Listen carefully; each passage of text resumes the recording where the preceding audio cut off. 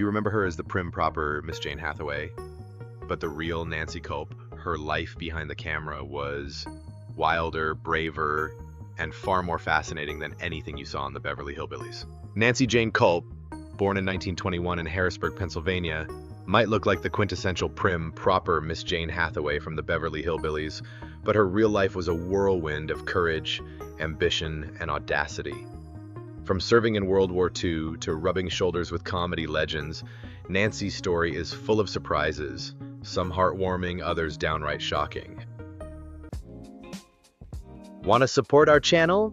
Join the Echo Insider. Just hover over the Echo Insider icon, click and watch new videos before anyone else.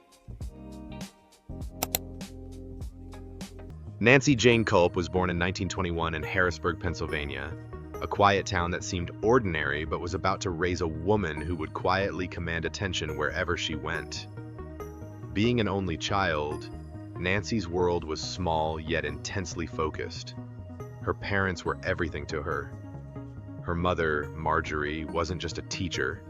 She was a powerhouse of discipline, intellect, and high expectations. Marjorie ran her classroom like a tiny kingdom, and later, as a principal, she shaped minds and inspired ambition. Nancy absorbed it all: the love for learning, the sharpness of thought, and the unspoken lesson that curiosity could be your greatest weapon in life. Her father, Robert, was almost the opposite, a traveling salesman whose life was constantly on the move. Weeks and sometimes months away from home gave Nancy a first-hand lesson in independence.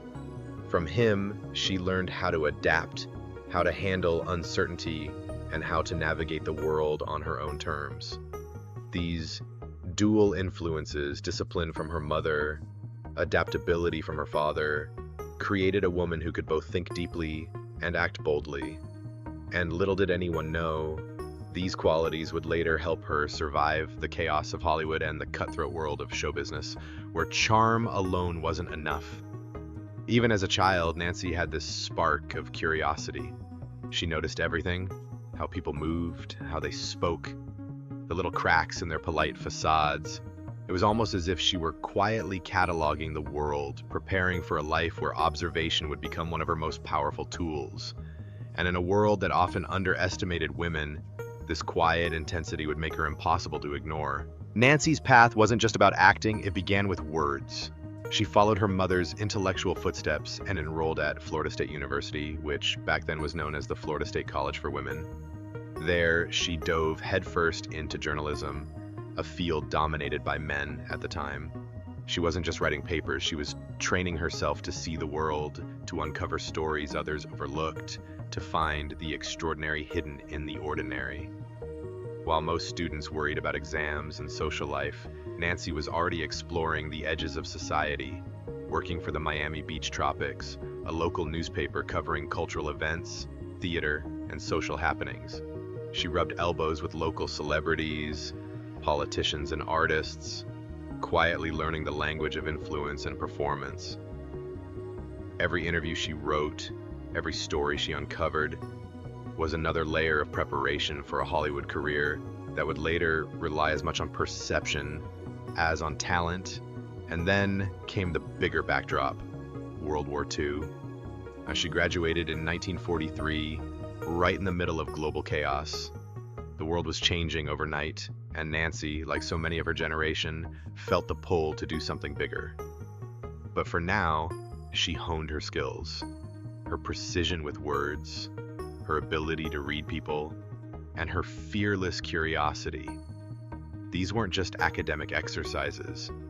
They were the foundation of a woman who would navigate fame, fortune, and Hollywood's hidden dramas with the same quiet, relentless intelligence that had defined her childhood. By the time she would step onto a movie set, Nancy already had a superpower most actors never acquire. She knew how to observe, analyze, and understand people, and in a town where everyone is pretending, knowing how to truly see someone is the ultimate advantage. As the world was engulfed in the chaos of World War II, Nancy Kulp wasn't content to sit back and watch history unfold from the sidelines. While most young women of her generation were focused on college life or social events, Nancy felt a pull, a call to serve her country. She joined the Waves, the women accepted for volunteer emergency service, a branch of the U.S. Naval Reserve that was still relatively new and groundbreaking for women. This wasn't just a simple decision. It was a daring leap into a world dominated by men, where women were still fighting to prove they belonged. Imagine the courage it took, leaving the familiar safety of home, stepping into strict military discipline, and learning to navigate both physical and social challenges in an environment that could be as intimidating as it was transformative. Nancy didn't just survive, she thrived. She earned the respect of her peers and superiors, receiving multiple commendations for her dedication and skill. Every task she undertook, from paperwork to operations, was executed with precision and intelligence. But beyond the medals and recognition, what shaped Nancy most was the resilience she built. The ability to stay calm under pressure, to think on her feet, and to understand people quickly. These skills, forged in a time of global uncertainty, would later become her secret weapons in Hollywood, where survival depended as much on wit and observation as on talent. Even amidst uniform discipline and rigid schedules, Nancy never lost her spark. She was curious, observant, and quietly confident, qualities that allowed her to see the nuances of human behavior that others missed. It was in the Waves, in the heart of a world at war, that Nancy began shaping the woman who would later captivate millions on screen, not just with her performances, but with her presence. After the war, most veterans were seeking normalcy, but Nancy's ambitions were anything but ordinary. She transitioned from military life to Hollywood, a world as chaotic and unpredictable as the battlefield she had just left. Her first steps onto the silver screen came with small, unassuming roles in films like The Model and The Marriage Broker. They were tiny parts, almost invisible to the casual viewer, but for Nancy, each role was a foothold into an industry that could be as unforgiving as it was glamorous. Hollywood is full of stories of overnight fame, but Nancy's journey was different. It wasn't about luck, it was about preparation, meeting opportunity.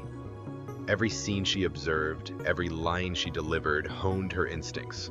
Her timing, her attention to detail, and her ability to read the energy in a room set her apart from countless others trying to make it in the business. And then came the first taste of real recognition. Small roles turned into slightly larger ones. She played Emma in The Caddy, a comedy that allowed her to reveal a natural sense of humor and the kind of effortless charm that would become her signature. She was building a reputation quietly, but unmistakably. Nancy Kulp could be relied upon to bring intelligence, nuance, and subtle humor to any part she played. Hollywood could be ruthless, but Nancy navigated it with the same precision she had learned from observing people at home and in the military. She wasn't flashy or demanding, but there was a magnetism in how she carried herself, a combination of wit, poise, and quiet confidence that made directors, co-stars, and audiences take notice. And little did they know, the prim, proper persona that would later define her most famous role was just one layer of a woman whose life story was about to become as fascinating as any character she played on screen. By the mid-1950s, Nancy Kulp had moved beyond small supporting parts and was stepping into a world that would define her career and her legacy.